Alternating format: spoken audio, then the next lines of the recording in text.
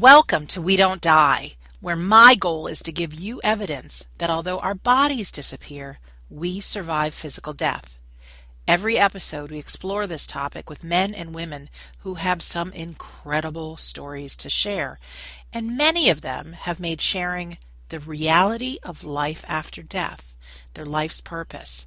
I'm your host, Sandra Champlain, author of the #1 international best-selling book, We Don't Die, A Skeptic's Discovery of Life After Death. I'd like to tell you a little bit about today's guest. Today's guest is actually me.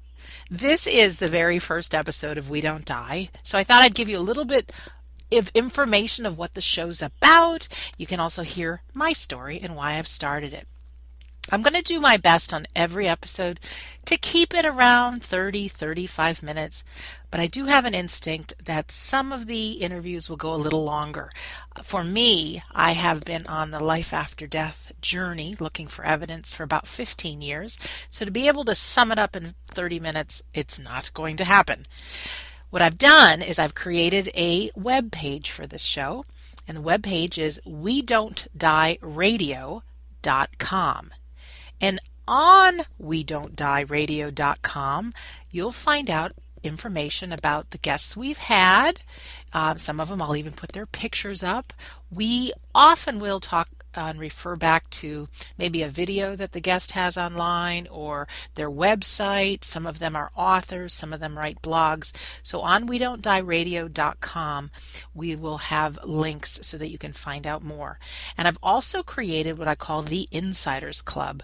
And membership is free. It's one of those things you put your name and your email address in. And I promise I won't send you tons of emails.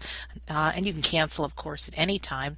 But by joining, the purpose is I want to give you some of the things that I have about life after death. I have a few chapters of my book, We Don't Die. Again, I can't get to everything in this episode, but in the very first few chapters of my book, I go into great detail about my 15-year journey of life after death, and you can read it there. Also, I have an audio called How to Survive Grief that has really helped a lot of people who have lost a loved one get through grief and release it and hopefully soon move to the other side of it. Okay, grief is a real tough one, and I think believing in life after death, believing that your loved ones are still around will help with grieving. So that's another thing I intend out of this show. Also, I'm going to be doing monthly giveaways, and just by being part of the Insiders Club, you're entered, and there are actually life after death goodies that I will be giving, and there's some other cool things that are secret that you have to join to find out. Am I keeping you on the edge of your seat? I hope so. The intent of this radio show, this We Don't Die podcast, is to give you evidence that life after death is real, that your loved ones that you've lost, even the pets that we've had, they have not died, and we will see them again. Things can be invisible to your eyes, but they can be very real. Imagine you're going for a walk and there's a puddle in the ground, and a few sunny days that puddle disappears. Water is gone, but it still survives somewhere. You know, we live in this time and space where we have something called the wireless internet.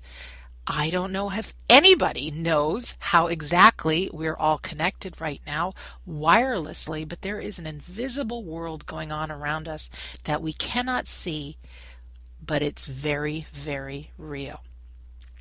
When you think about it, if we don't die, it makes our lives for a purpose, don't you think?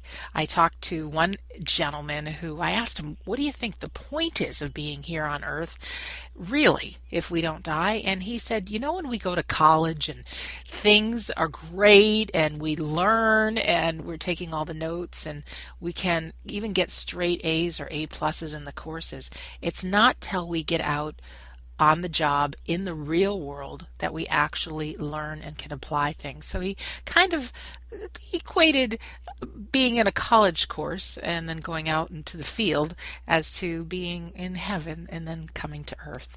So I like that. So you've heard this, the title of my book, right? We Don't Die, A Skeptic's Discovery of Life After Death.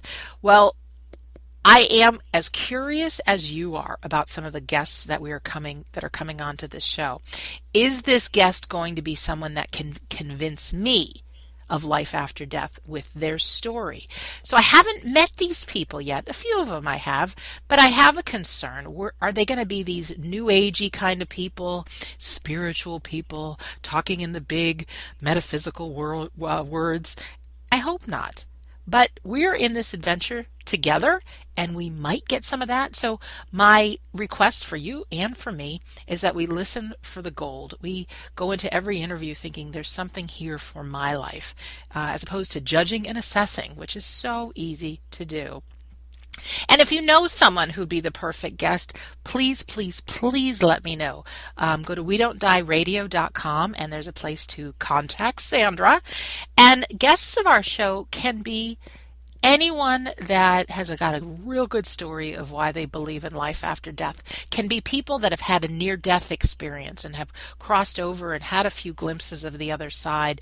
They can be people that have gone to bed at night and they've had a dream of a visitation of a spouse or a parent or someone, and the reality of that to them, or even if things they were told have happened since. I mean, that's amazing. There's people that have been with a loved one as they've passed away. I know one man who his father was talking about what it's like looking into heaven just moments before his death, and he could actually see people who had died. And interesting, he had been in a coma and didn't know that these people had died.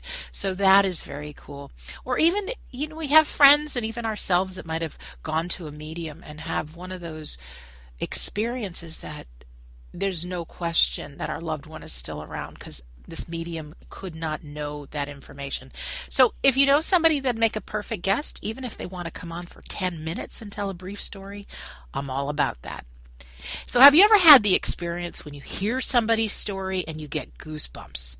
Well, goosebumps is the measure I personally want to know if the show is good.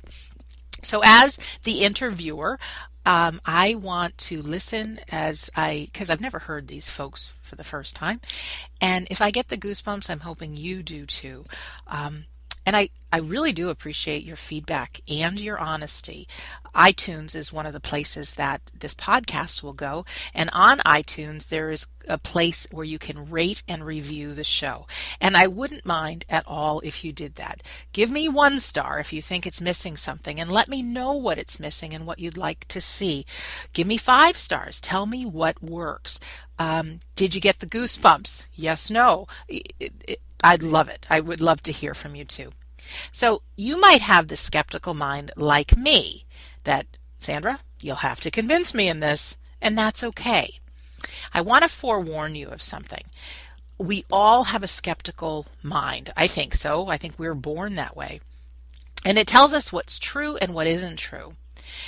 And it's a good thing that we have it, because often it keeps us out of danger. You might get some strange vibes from somebody, and no, you don't want to go into a place or talk to a certain person. But that little voice doesn't always speak the truth. For instance, how many times are we afraid of something that after the fact we thought, well, that was silly. I didn't need to be afraid of that person or that event.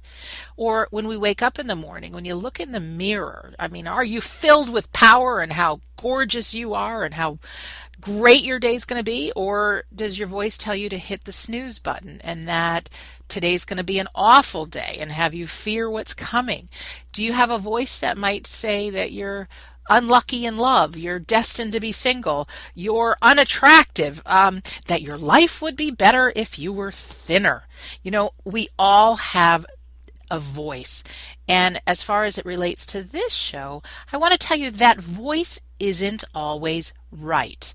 It's not. You are a perfect, wonderful, great being. And, of course, we could all tend to lose a few pounds, and there's things we can do to better ourselves, but we are not bad people.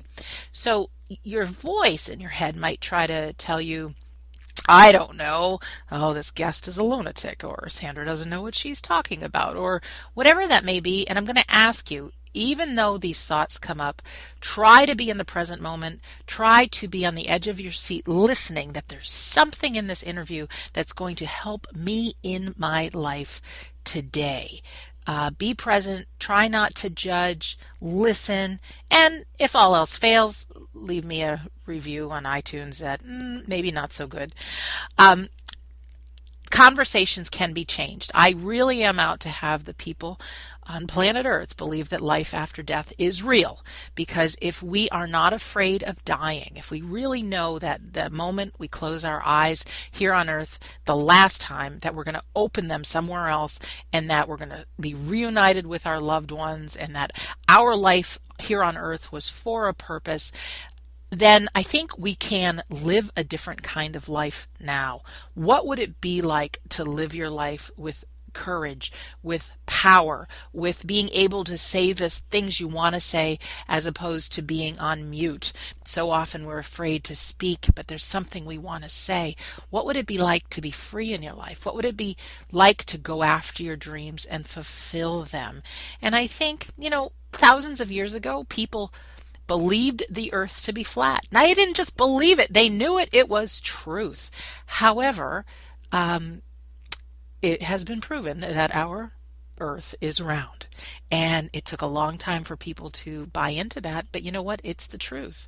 So I think it'll happen in our lifetimes that more people will believe in life after death than not.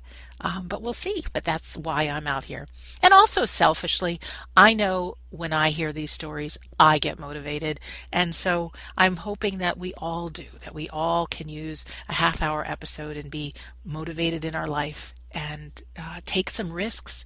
Neil Donald Walsh has got a great quote that says, "Life begins at the end of your comfort zone." So when we can stretch into the unknown, good things happen. And am I fearful starting this show? You bet I am. I don't know how it's going to turn out. I don't know if you're going to like it. But you know what? No risk, no rewards. What else do I want to tell you? Okay, I'm going to start sharing my story with you, and I want to remind you that I'm a talker, as you have figured out. And if I don't say everything I want to say, please go to WeDon'tDieRadio.com, join the Insiders Club, and there you can read the first few chapters of my book that says it all. And am I trying to push my book on this show? Well, yes and no. On one hand, of course, my ego says I want everybody in the world to read it. I want to be number one on the New York Times bestseller list. And I'm human, so I'd be lying to you if I didn't want you to. But I'm also not going to push it because the information within the pages, even within what you're going to get for free being on the Insiders Club, is going to make a difference in your life. And that's what I really hope. I want you to have a better life just by being part of this interview and the show today. So a little bit about Sandra Champlain. I'm currently a 48-year-old woman living in Massachusetts, and my fear of dying back in the 90s is what had me go on this discovery of proving if there's any proof of life after death. Now, I grew up in a family where I had maybe heard of one medium and a psychic when I was a kid, but as far as mom and dad were concerned, those people were lunatics. So I never bought into the world of the supernatural. I mean, that just wasn't my thing, was never even interested at all in it. But I woke up in a series of days straight having this fear of, what is my life for? Do I have a purpose? I had breakups from relationships, and I had jobs that weren't going so well. I've never been happy looking in the mirror. I've always battled my weight, gone up and down, and hated myself for it. So many things. And to look up at the stars, and maybe you've had this experience, and you kind of start thinking of the vastness of the universe and wonder, what is it all about? And some people get inspired by it, and I got afraid.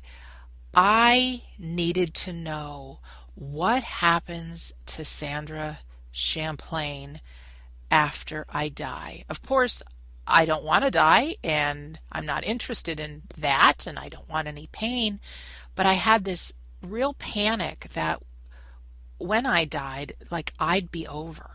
Like Sandra would disappear forever. And I wasn't okay with that. Um, I'd like to rationalize it and dig to where it came from, but I don't think any of that is really important. What's important is that I was in devastating fear. Just I couldn't sleep at night. I went to bed at night thinking, what if I died? What would happen? And fear, fear, fear.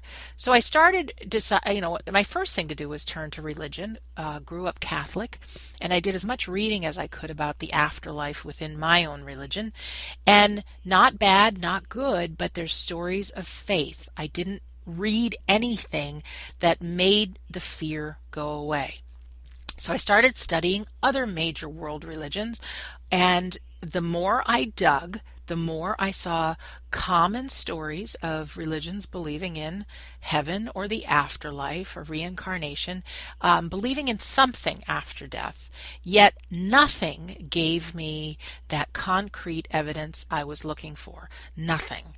So the fear still existed, and at some point I thought, well, if I can just be a good person, then hopefully when I die, there is a heaven and good things will happen, because I didn't want the opposite. I didn't want to hear that if I'm a bad person, bad things will happen. So I tried to put it out of my mind. I just knew in my gut that I wasn't going to find any answers.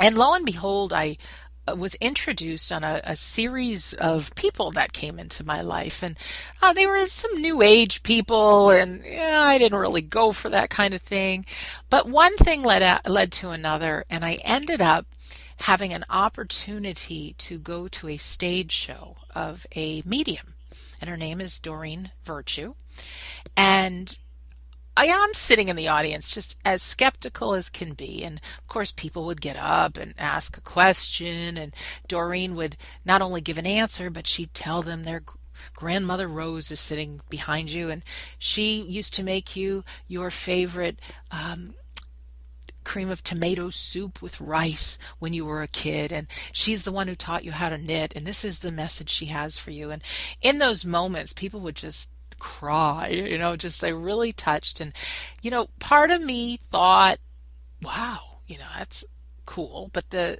skeptic part of me thought, it's a scam.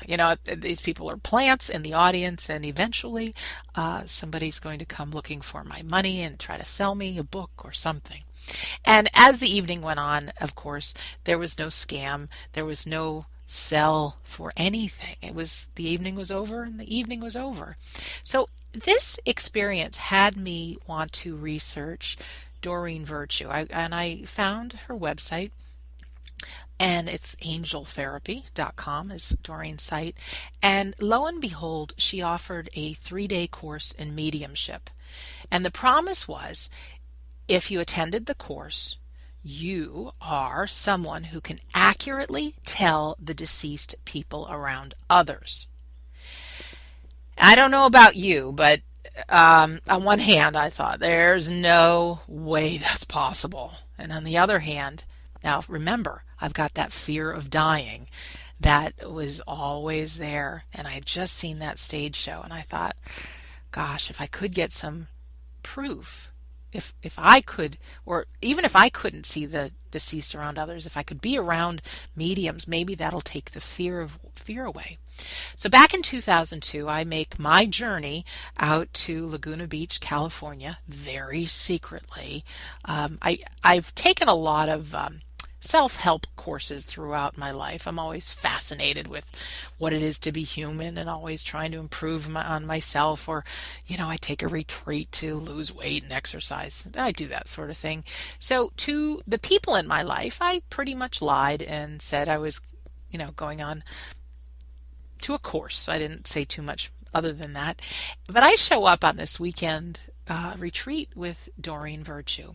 And I want you to imagine it was held in a hotel that was right on the beach, small hotel. And there was a conference room. And I have to tell you, I was as nervous can be, because when I walked in the room, Doreen was there, and she's a beautiful woman, but she had one of these long angel gowns on, and so did a lot of the other people in the room. And I'm pretty regular. I'm not too fancy, not fancy at all, and I show up in my khaki capris and a polo shirt, and I immediately felt out of place. What am I doing here? And I didn't mention the price, but it was way, way, way far out of my price range. And thankfully, we have the MasterCard. I put it on, and I was uncomfortable. And Doreen was nice though, and she said, we all might be nervous, and that's okay. And she says, I want to spend the first half hour or so talking about mediumship and letting you know what it is and what it isn't. And one of the things she had us do immediately is she says, I want to show you what it's like to do a medium reading. We're not really going to do one now, but this is how a medium would give a reading. And she says, I want everybody to take a partner. And of course, I pick a lady. I didn't know anybody in the room.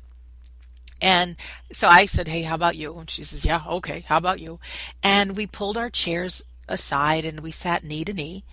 And Doreen's instructions were we were going to just pretend we were mediums, just so we get a feeling for what happens and what doesn't, to take away our fear. She says, I want each of you to hold hands with the other. And she says, close your eyes. And she says, one of you decide to go first. And she says, what we're going to do is just pretend. Pretend you're a medium. Pretend you can see the deceased person around another person. And she said, we use our imagination for this. And people come through us just like it is your imagination. You don't really see people. They appear like they're in your memory, or you're creating them in your mind. So I decide to go first, and Doreen's talking us through, and she says, first thing you do is you imagine an invisible energy beam connecting you and your partner. She says, our loved ones are not gone. Their personality still survives, so we need to be polite. So you just introduce yourself psychically and say, is there anyone that wants to come through? And so in my mind, because we're making this up, I'm like, hello, I'm Sandra. Is there anybody that wants to come around and talk to me about my partner? And in my imagination, I created a man standing behind my partner. I gave him a name. His name was Jan. He was a fisherman while he was alive. He lived in Denmark. He had a big gap between his front teeth. He had really windburned skin. He was this woman's grandfather on the mother's side, and he died of lung cancer. He was a big smoker on the fishing boat. And I'm having fun. I just want you to know, creating this man in my mind.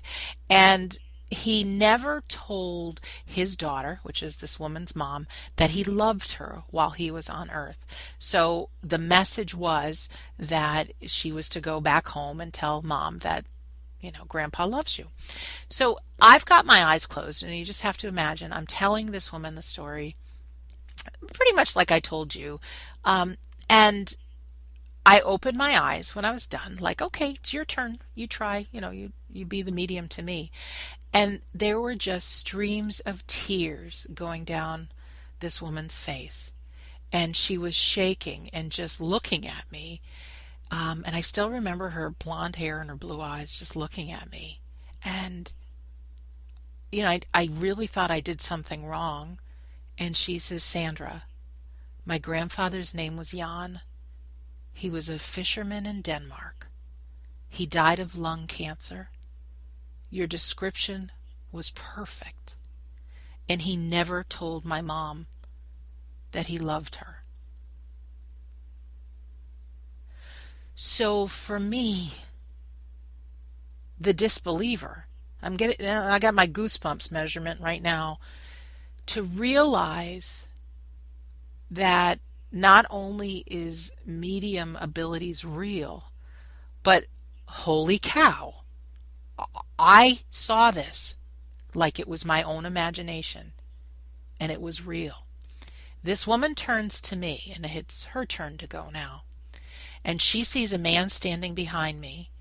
She says his name is John. He's a German shepherd. that he's holding a cane and a few more details, and it's my grandfather, complete with the German Shepherd, who was my grandpa's dog, Champa. Wow. In a very short time, I went from disbeliever to, like I said, holy cow, there's something else possible here. The weekend went on, and I wish I could tell you that I was accurate giving my descriptions of life after death and medium readings to other people, but I was only right maybe 30 to 40% of the time. And it was incredibly disappointing, that part. However, when I was right, I was really right. I mean, right on. Not too long ago, I had an opportunity to study with a medium, and because 2002 is a long time ago, and the woman sitting next to me, she was an Irish gal, real cute, brown hair, brown eyes, and so I'm thinking, do I still have this? Because truthfully, I have not wanted to make my life about being a medium. That's not who I am. I want to share with you the other things I got into, not just mediumship, but and I've been wrong so many times that it's like I don't want to be wrong with people. I want people to like me, but I wanted to see if it's still possible. So there I was, and here in Massachusetts with a medium named Rita Berkowitz, and we had to partner up and just tell our partner, what we saw around us. And this girl went first, and she did not tell me one accurate thing about anybody in my life. And so I thought, well, yeah, okay. So maybe I don't still have it, because she doesn't have it, but that's okay. Well, what happened was I closed my eyes, and in my mind's eye, I'm getting a picture of Italy. I'm getting a picture of a little old lady, short, heavy set, stocky, with the, I hate to say this on the radio, but I'm going to, kind of like the boobs down to the knees. That kind of look. She had little granny glasses on, just on her nose, really wiry gray hair. She had an apron on. I got an image of spaghetti and meatballs. I see a little dog that looks just like Toto from The Wizard of Oz. And I keep hearing the message that she's Italian, but not off the boat. So I'm telling my partner this, and, again, thinking I'm making it up because I think I'm talking to an Irish gal just by the looks of her. And again, I open my eyes, and she's got the tears running down, and she's like, she had a nickname for her Grammy, but she said totally fit the description with the apron, the boobs to the knees, heavy set, the wiry hair, the glasses. She said she used to make me spaghetti and meatballs. And she said the dog is Pepe. That was her dog, looked just like Toto from The Wizard of Oz. And she says her grandmother used to always say, I'm Italian, not off the boat. I took an airplane. So the fact that I did that was, it was crazy good. So that's something I experienced. I also experienced, I brought up Reverend Rita Berkowitz. Reverend Rita is here in Massachusetts, and she's known as the Spirit Artist. And she's got the website thespiritartist.com, and she's also got a book called The Idiot's Guide to Communicating with Spirits, because somewhere on my journey I wanted to know, why can I be accurate in medium reading sometimes, and other times I'm not? And so I thought maybe this book would help. And the cool thing about Reverend Rita and her book is that she's somebody that not only is a medium, but she's an artist. So she could be with you. And not only is she telling you the story about your deceased loved ones, she's got her notepad out and she's drawing a picture of them. And if you don't think that's real, go to thespiritartist.com and just look at some of the portraits, because not only is the portrait there of the person as she sees them, but people send in their photographs as the people actually existed. I had the opportunity after my dad died to see Rita in Massachusetts, and It's interesting because I've lost my dad, and dad was really the catalyst that made me write the book. More about that when you read the free chapters, because I learned so much about grief that I needed to get out to others. And so, even though I believe in life after death, I don't have to tell you how awful the pain is of grief. It is devastating. And so I cried myself to sleep every day for a long time and broke out in tears many times during the day. And I knew that I had read about Reverend Rita and I wanted an appointment with her. And so I went to visit her after Dad had passed away, just because I needed to hear the confirmation again. I just needed to know he's okay, and just to have that feeling that he hadn't died. And it was really cool because when I walked into her office, and Rita is as regular as they come. You don't think she's a medium, you just think she's a nice lady. And the first thing she said is she saw a little lady with me. She's like, "Is your grandmother passed away?" And Grammy has, died a couple years before my dad. And she's like, "I just want to tell you that, she's the greeter in heaven," and my Grammy had such a warm, wonderful, loving personality. She'd kiss and hug everybody she met. So I just thought, what a nice thing to see. Your first moments in heaven is seeing my grandmother. Pretty cool. But Rita also talked about my grandfather. And then she said to me, "Dad is here." And she sat with me and the notepad came out. And she says, "I'm just going to talk." And so when she was talking about my dad, she said some very specific things. But as her hand is moving, the eyes came first. She drew a picture of this man with brown hair, brown eyes, and looked similar to how my dad looked from pictures that I saw when Dad was in the Air Force in his late 20s. And Dad had died at the age of 74 and had gray hair and tubes sticking throughout him. He died of cancer, and it didn't look healthy at all, looked like a feeble old man. And for her to draw that picture of my dad, and although it didn't look identical to my dad, she also didn't draw a blonde guy with glasses and a mustache. She was close enough. And she says, when we cross over, she says, we can pick our best health, our best age, our best everything. And she says, that's the age and how your dad is appearing. And I thought, oh, that's awesome. But Rita was so awesome because she not only told me about my dad. She told me the month that he first got diagnosed with a tumor in his back, and over the next 5 months what had happened. And she says, he would have these kind of pains, and Dad used to grab his abdomen when he was in the hospital before he passed away and say, "It feels tight. It's just so tight." And that's how he described the pain. Well, Rita used those exact words. Dad had a broken spine due to this tumor that broke apart his spine, and he could only get out of a chair by very slowly leaning way forward. He had this, they called it a turtle shell that was protecting his spine, and then he'd put his hands way back on the seat of a chair and he'd push himself up very, very slowly. So Rita demonstrated exactly how Dad got out of the chair. Rita knew that I have 2 sisters and a brother, and that we've had some tough times. And for anybody who's had a loss, along with grief comes a lot of arguments with loved ones. So she knew about that. She predicted that I was up to something big, which now that I have the book, I am. And there are some other personal things that I won't share now, but it made me believe that Dad is still here. No question. And so now I'm looking at the clock, and I'm at 34 minutes almost, maybe a little bit less because I didn't start on time. But I want to start wrapping up this interview, but I want to tell you what more there is to look forward to in my story. And again, we don't die radio.com. We don't die radio.com.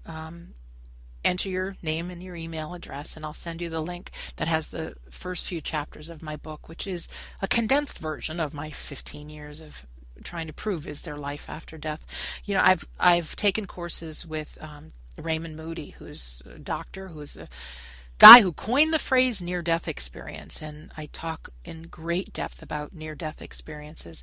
There's a fellow named Dr. Ken Ring who, we hear these stories of when we die or people flatline on the table for a moment, that they float above their bodies. And the skeptical mind wants to say, no, that's not possible. That's just what your brain does, shutting down. Well, Ken Ring studied people that were blind, that didn't have vision. And in that in-between place, between their life on that operating table and the other side, heaven or the hereafter, if you will, they had sight for the very first time. So I talk about that in We Don't Die. There's a doctor named Dr. Alan Botkin who, you've heard of PTSD, post-traumatic stress disorder, that happens a lot with our veterans returning from war. In helping the veterans with a technique he's got, which is called EMDR, which has got something to do with eye movements, and it desensitizes the person to the painful emotion.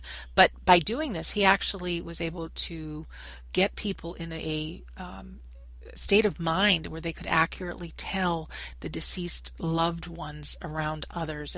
And Dr. Botkin wasn't even a believer in life after death, and because of his experiences and because of what he saw and helped people to see, he's now given his whole life to helping reduce grief using this technique. He now calls it IADC, induced after death communication. Very, very cool. Electronic voice phenomena is, I'm going to dedicate a whole episode to that, I'm sure, but it's by using a digital tape recorder or a tape recorder, or maybe even your iPhone now, I'm not sure, but you record the sound of noise, and it can be a fan blowing in the background or a waterfall or something, and within the sound, when you play it back, there's actual voices in it. And as crazy as that may sound, and as futuristic, and there was a scary movie that came out 10 years ago called White Noise. I have to tell you that I took a course in that, and I have proved actually that it is real. We've heard of loved ones that can turn on lights and do weird things like that. I think we are all made up of energy, and there is a way that our loved ones, takes practice, can rearrange sound on a recorder and voices come out.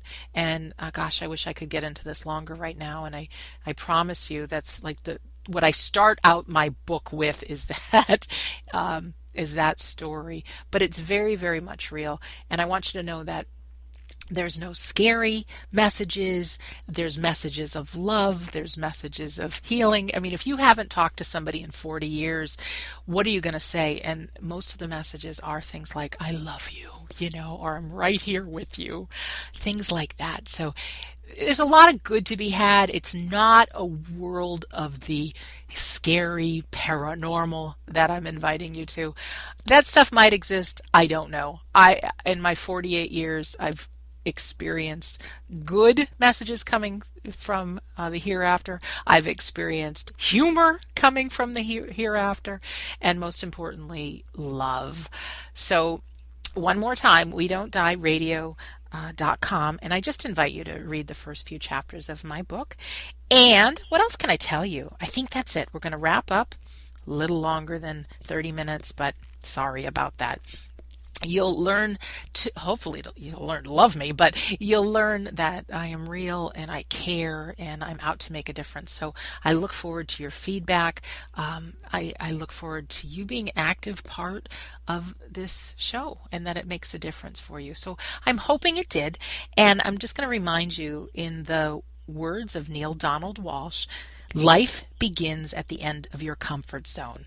So I will invite you today to reach outside of your comfort zone. Do something maybe you've never done before, and take one action towards your dream coming true.